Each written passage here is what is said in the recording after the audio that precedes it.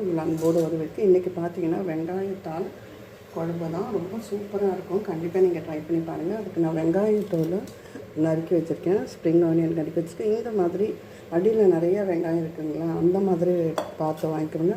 கத்திரிக்காய் பழந்து வச்சுருக்கேன், புளி தண்ணி, தக்காளி அரைச்சி வச்சுருக்கேன். மேற்கொண்ட பொருள்லாம் நம்ம பார்த்துக்கலாம். இப்போ பார்த்திங்கன்னா இங்கே மஞ்சள் டீ காய வச்சுருக்கேன். கடுகு,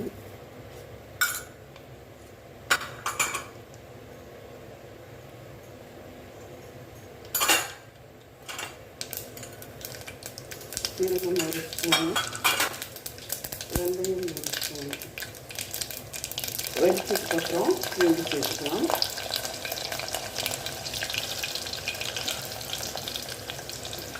கொஞ்சமாக கருவேப்பிலை,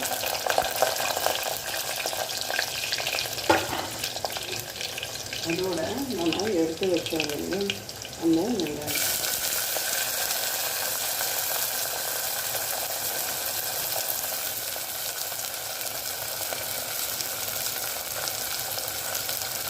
தனியாக இதுக்கு வெங்காயம் போடணும்னு அவசியம் இல்லை.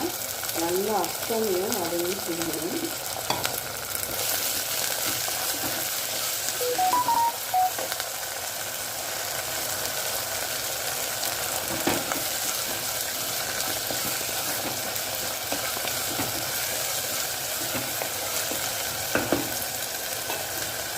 நல்லா கமகமன்னு வாசனை இருக்காங்க. இந்த ஸ்ப்ரிங் ஆனியனில் நம்ம கடலை அதோடலாம் போட்டு வறுத்தோம்னா ரொம்ப நல்லா இருக்கும் டேஸ்ட்டு.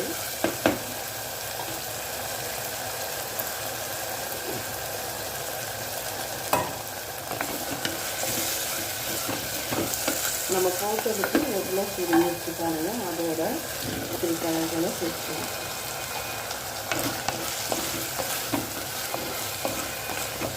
சேர்த்து கத்திரிக்காயும் நல்லா வதங்கி வரட்டும், நம்ம பார்க்கலாம்.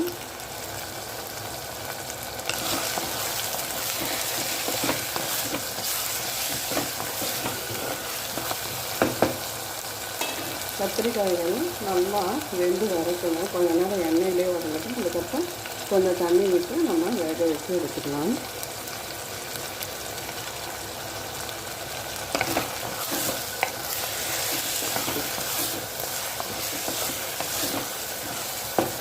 கத்திரிக்காயோட முருங்கைக்காய்களும் நம்ம சேர்த்துக்கலாம். இப்போது இது நல்லா வதங்கி வரட்டும். இந்த பக்கம் பார்த்தீங்கன்னா மொச்சம் பீன்ஸ் இருக்குதுங்களா, அது வந்து முக்கலாக இருந்தது, அதையும் உரிச்சு போட்டிருக்கேன்.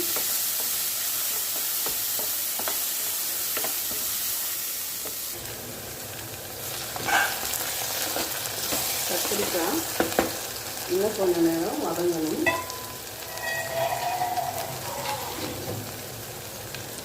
கொஞ்சமாக நம்ம தண்ணி விட்டு நல்லா கொதிக்க வைக்கணும்.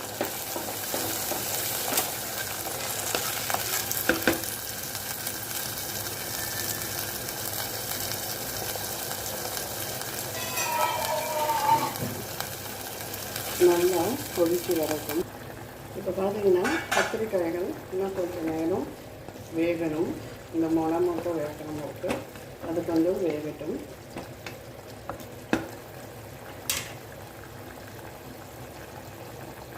இப்போது இதோட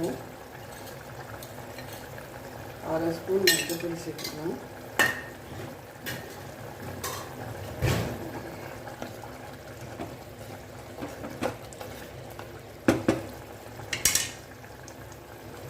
இப்போ பார்த்தீங்கன்னா கத்திரிக்காயெல்லாம் வெந்து வந்திருக்கு. இப்போ நான் வந்து இந்த பக்கம் தக்காளி அரைச்சி வச்சுருக்கேன். ஒரு தக்காளி, பெங்களூர் தக்காளி அதை சேர்த்துக்கலாம். அதுக்கப்புறம் புளி தண்ணி சேர்த்துக்கலாம்.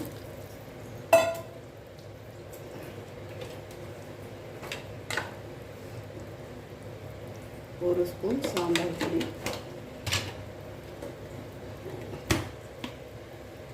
குழம்பு மிளகாய்த்தூள் 2 ஸ்பூன்,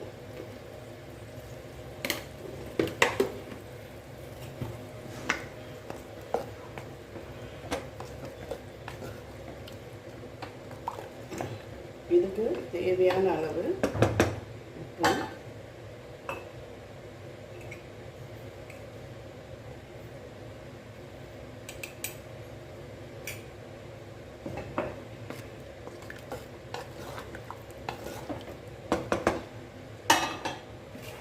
நல்லா கொதி வரட்டும், நம்ம பார்க்கலாம். இப்போ பார்த்தீங்கன்னா குழம்பு சலசலன்னு கொதிச்சிருச்சு. இப்போ இந்த ஸ்டேஜில் வெல்லம் ஆப்ஷனல் தான், வேணும்னா போட்டுக்கோங்க. ஒரு 5 நிமிஷம் இருக்கட்டும், நம்ம அப்புறம் ஆஃப் பண்ணிடணும்.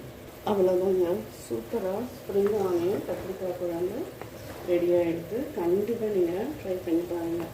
நல்லா முழுசாக